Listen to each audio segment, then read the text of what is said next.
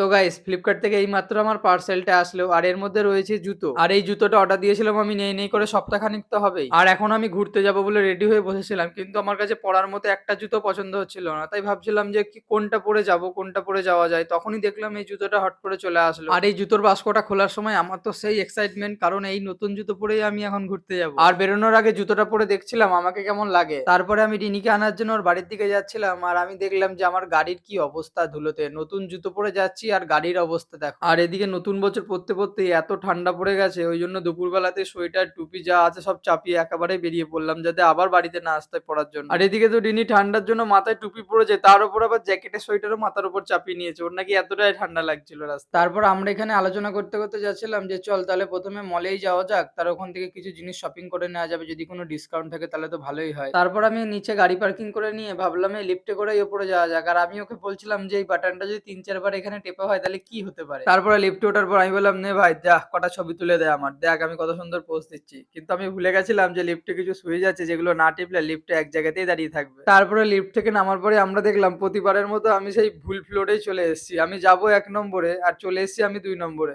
আবার আমাকে নিচে যেতে হবে এই সামনের সিঁড়ি দিয়ে। তারপরে আমরা এই সামনের সিঁড়ি দিয়ে নামার পরে আমি খুঁজছিলাম এখানে স্মার্ট বাজারটা কোন দিক দিয়ে ঢুকবো।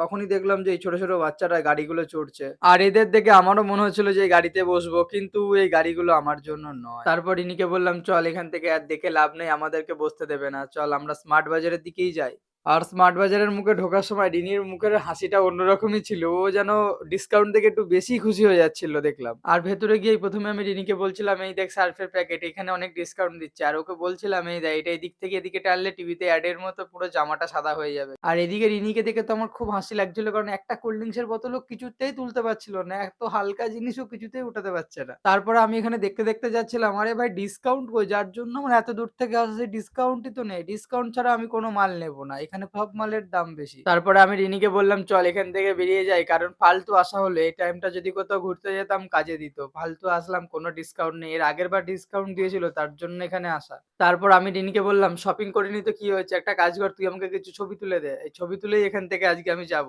কিন্তু ও আমার কোনো ছবি তুলে দিচ্ছিল না, কারণ ওর নাকি মন খারাপ। তখন আমি বললাম দেখ ভিতরে যে গাড়িগুলো আমাদের চড়তে দিচ্ছিল না, এরা বাইরে সেই গাড়ি রাখা আছে, চল এটাতে বসি। কিন্তু এটা বলার পর ও আমার উপর আরো রেগে গেল, আর আমার সাথে কথা বলাই বন্ধ করে দিল পুরো। তারপর আমি রিনিকে বললাম দেখ ভাই মন খারাপ করিস না, সব ঠিক হয়ে যাবে, চল মোমোর দোকান থেকে একটু মোমো খেয়ে নে। তারপর মোমোটা খাওয়ার পর রিনি বলছিল মোমোটা নাকি একদম ভালো না, পুরো সবজিতে ভর্তি, আমারও দেখেই তাই মনে হচ্ছিল প্রথমে। তারপরে আমি রিনিকে বললাম তুই যদি এটা খেতে না পারিস তাহলে ওটা ফেলে দে। ও বললো না টাকা দিয়ে কিনেছি যতক্ষণ তাহলে এটা আমি আর ফেলবো না। তারপর মোমো খাওয়া শেষ হলে আমরা চলে আসলাম একটা ফার্নিচারের দোকানে, কারণ আমাদের নতুন যে রুম হয়েছিল সেটার জন্য একটা বেড দরকার ছিল।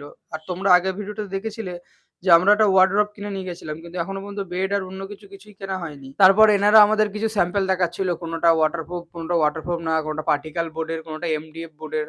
তারপর আমরা চুজ করছিলাম যে আমরা পার্টিকেল বোর্ডের নেবো না, কারণ পার্টিকেল বোর্ড একটু জল পড়লেই নষ্ট হয়ে যায়, আমরা নিলে এমডিএফ বোর্ডেরই নেবো। আর আমরা যে ফার্নিচারের দোকানটায় এসেছি এখানে সবকিছু ম্যানুফ্যাকচার করা হয়, ওই জন্য ভাবলাম যে এখান থেকেই নিই, জিনিসটা ভালো হবে, কোয়ালিটিটাও ভালো হবে। আর আমি এখানে দেখছিলাম যে এই বেডটা নিলে কেমন হয়, কিন্তু তারপরে দেখছিলাম যে এটাও নাকি পার্টিকেল বোর্ডেরই, দেখতে খুব ভালো লাগছে দূর থেকে, কিন্তু এই জিনিসটা বেশি দিন টিকবে না, কারণ জল পড়লেই পার্টিকেল বোর্ড নষ্ট হয়ে যায়।